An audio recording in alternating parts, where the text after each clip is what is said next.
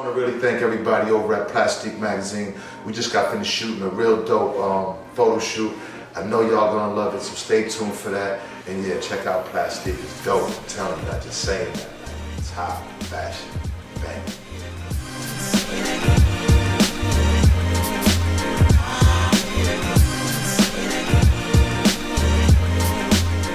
So just for the people who have been on the rock and don't know who you are, who is Benzino? Man, well, I've been around for a minute. I started as an artist in Boston, Massachusetts with the Roxbury section, and had a group called the Almighty RSO. Also had a group called The Made Men.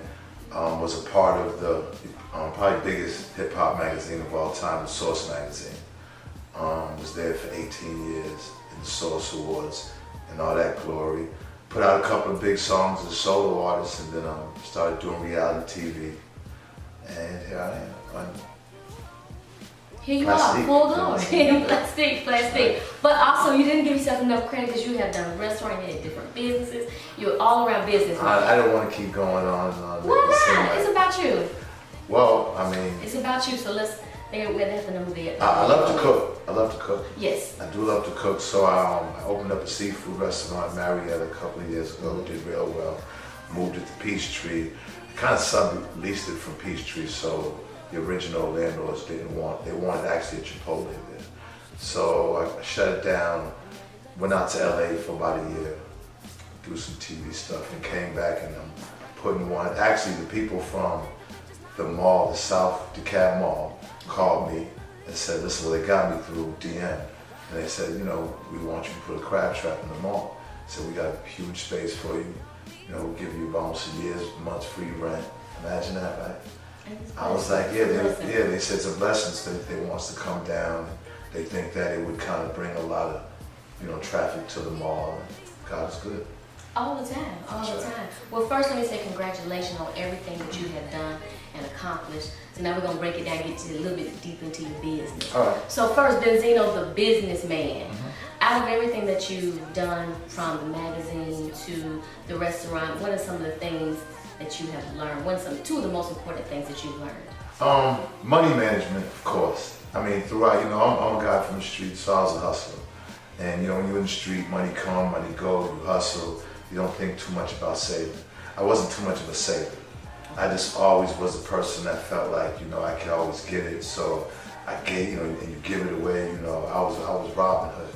So I learned that you have to put some away. You have to, you know, the money that you put set aside, that it could be other things that you invest that money in, other than the stuff that you're doing. You know, and I've learned to stay persistent. You know, I've learned that you know, success isn't owed to you, and even if you do taste success, to maintain it, you know, isn't easy. So you have to keep that same drive as you had when you first started something. And even if you start making money and profiting off of something, you still got to keep that hungry type of attitude so that it grows. You know, so I've learned a few things. I'm still learning. Now, also, in addition to all the different businesses you've done, you've also done some reality TV. Yeah. So how was that experience, and why? What made you actually say, you know what, I'm gonna give this a try? It was an accident. Like, I just fell into it. Like, I was taking Stevie to the set, and he had his mic on, and I was sitting in the car, and he was, you know, on set. So I was waiting for him, and then in between, I guess, the shoots, he would come out, and he was, you know, a lot of times when you do reality TV, even though you're shooting, okay, then they say cut, and then you still got your mic on. So sometimes if you don't know it, you might be able to be like, nah, I can't. And people, so there's a lot of stuff that I know that the sound man got that never probably played. But when he had came over, we was talking about, you know, I was actually telling him, you know, like, listen, man, you gotta choose one. This was at the very, very beginning. Like, you gotta choose maybe a Johnson. You know, because he still was like, man, you know, this was before the world knew about both of them on TV. So they heard that and was like, yo, would you say that on TV? And I think the first scene was when he was in the car, and I was like, he gotta be monogamous. So they asked me from there, they was like, you can come on, At that time we had a band, so I wasn't necessarily doing too much. But, once I started dating people on the show, off camera, then that's when I got a call and was like, listen, if you're gonna be dating so-and-so, then you're gonna have to be on the show. At first I was a little apprehensive because I was always a private guy when it came to relationships. And but I ended up doing it, and I did 3 seasons. Did you change anything about it, about the experience? Man, I don't like to, you know what? I swear I've been through so much that I don't like to live with regrets and try to change things, because I'm a true believer now that everything that happened to get me to this day, still breathing and still be able to try to make something happen. That's, it's in God's hands. Like, I don't try to, especially with TV, it's stuff out of your control, you know what I mean? It was real life stuff happening on there, at least for me, So it's hard to say what I've changed it, because those were the emotions and feelings I had at the time. So glad you brought up the relationship, so let's talk about it. How is Benzino the lover? Overall? Overall. The Benzino the lover. Yes. I'm from the old school. I'm an older guy, so I come from the school where you have a little smoothness with you, and you try to court somebody, and you try to really, you don't try to show any disrespect when you're trying to court someone. I mean, there were rules and regulations on how to approach a woman.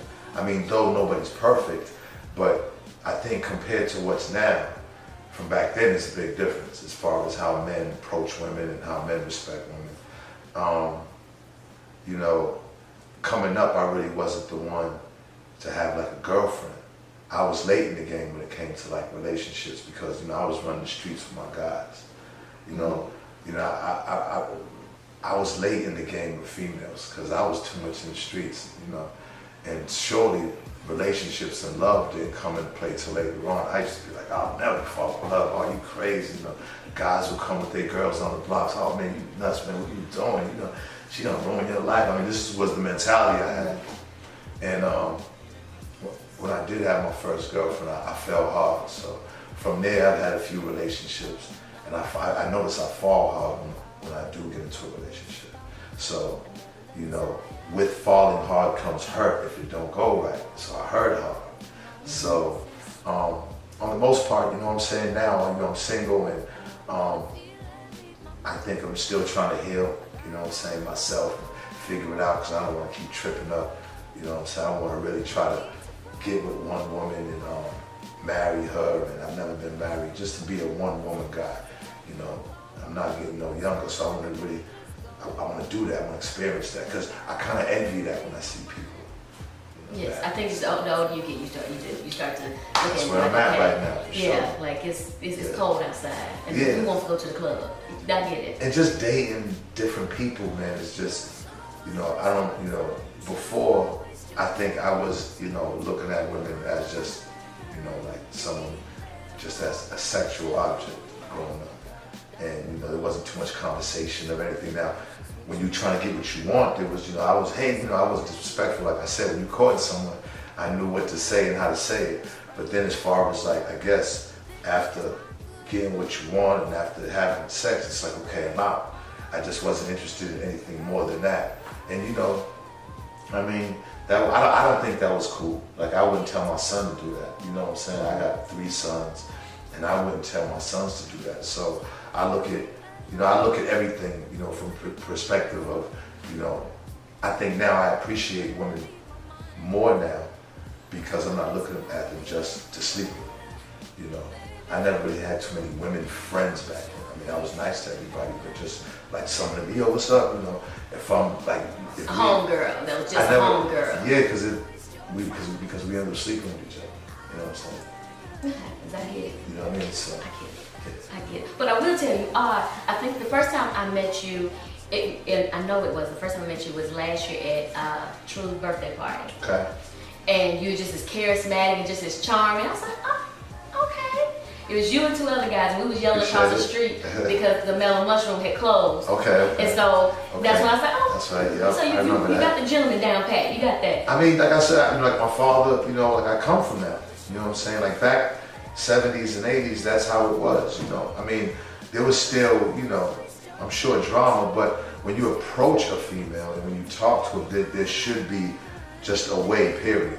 You know, now once you guys get together and how it goes, then, you know, I mean, everybody has emotions and gets angry and things happen. You know, you try to control that, but you learn that as you get older also. I think like when I look at the younger generation, it just seems like there's even no love songs to listen to. Like the young guys are growing up just kind of like blank. Like not so much with charm, not so much character. You know what I mean? It's just, you know, Not like charismatic. It's not a need. It's not required it's to just be charismatic. It's not required to be have some swag about yourself. It's just, you know, it's WYD and all of that. So it's not required.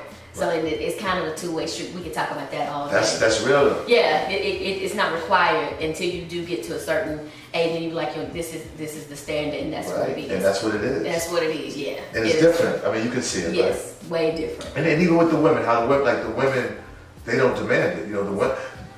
And correct me if I'm wrong. I think the women are more like they're starting to be more masculine. Like they're starting to be more like, I don't know, you know, like they're not demanding that type of, you know, respect and charisma and it's not needed. I think it's not needed, right? Yeah, I think it's a crossroads between being a strong female and having strength. It's a confusion in between there. Gotcha. Because you can have strength, but you still can be very feminine, dainty. Gotcha. I know because I do it. So there's certain things that are required. Right. You know what I mean? You have to have that as a woman because that's y'all's superpowers. That's why y'all are women. And that's what, you know, I think that's the balance of what men need. Because if the women are too hard, then it's like, you know, I mean, you know, the man, especially if he's coming from the hood, you know, from the streets, he needs that balance. You know what I'm saying? Because he's already has that wall of that he has to wear all the time just being out there. And that's what has to be understood too, I think. So I think if a woman, you know, can just be a woman and, you know, and then that doesn't mean specific things. It's just like you said it perfectly. You know what I'm saying? Just dainty and then still have strength, but still be what a woman is. What separates a woman from a man. Mm-hmm. It's just a thought. I would agree. Thank you so much. Now lastly, and final question of the evening is that when it's all said and done, what is Benzino's legacy going to be? Man, I don't know. You know, I'm probably the most misunderstood. You know, I don't know. People think a lot of different things about me. You know, what I would want it to be is, you know, somebody that really, really, really cared and loved hip hop and was like hip hop. You know, I was in my grandfather's basement in the South Bronx, 1976. I was 11 years old, cutting on my Uncle Eddie's turntables. Like I've been a part of hip hop from the beginning, and I think there's been a lot of controversies in my life that probably has taken, you know, that's kind of like taking the focus off of that I love hip hop. So I would hope that just somebody that was just like, you know, somebody who loved hip hop and spoke up for the good and represented hip hop, you know, and then, you know, a good father, just a good man overall. I mean, legacies are important because you're gonna be dead a lot longer than you're living. So you want to be remembered for something good. So if it's anything good, I'm all for it. Well, thank you again for spending, and congratulations on everything. Appreciate it. On just making it, being a father, and appreciate it. Babies getting signed, the growth and everything. So congratulations on that. Yeah. You know, I'm sure the ladies of Atlanta are ready for you to get back into the dating scene. They ready. You know, a good one. Man, don't be like that. Don't be like that. You know what? You gotta heal first.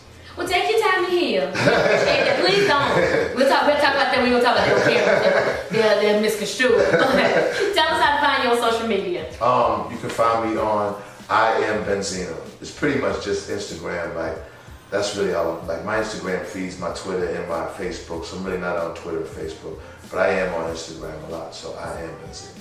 All right, well, thank you again. Thank you. Stay tuned for the cover that is coming out again. I am your editor-in-chief, Ms. Shala. This is Plastiq Magazine.